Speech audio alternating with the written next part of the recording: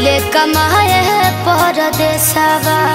नाही कौनो फोन कहिले नाही लिखले चिट्ठिया, कुछो ना भेजवले सन देसवा।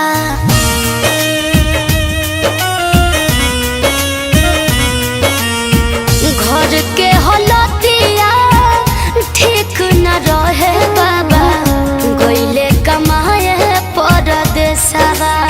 नाही कौनो फोन कहिले नाही लिखले चिट्ठिया, कुछो ना भेजवले सन देसवा।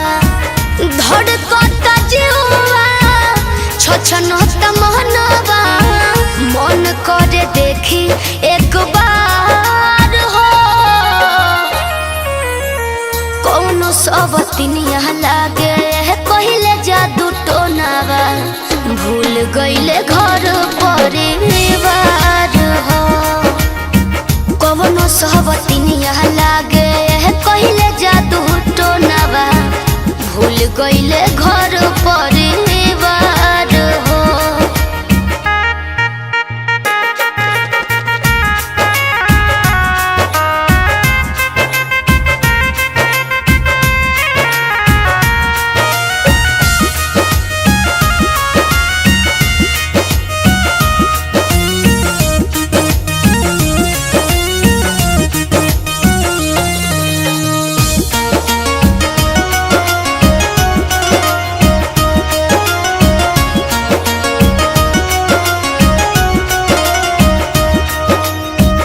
ऐसन रहुओ बाबा जदुआ चलते, खींच आइत हमरो रे ध्यान हो।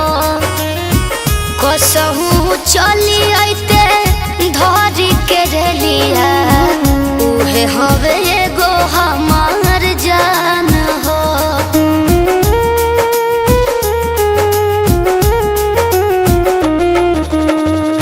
ऐसन रहुओ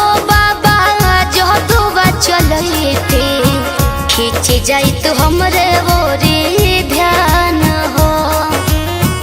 कसहू चली आइते धरी के रेलिया, उहे हवे हमरे एगो जान हो। हम ही कमाइती उनके खियाइती, भिरिया तो रहते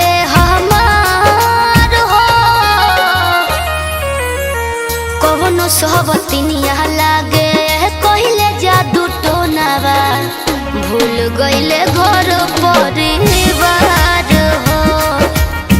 कौनो सबतिनिया लागे कहिले जादू टोनावा, भूल गईले घर परिवार हो।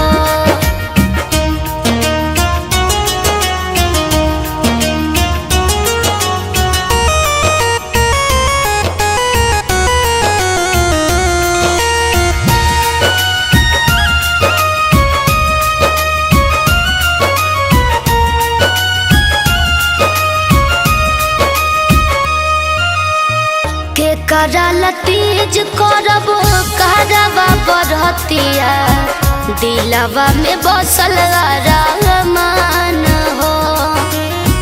कौनो दिल के पिंजरा में कैद भइले रजबू, भइल जाता जिंदगी वीरान हो।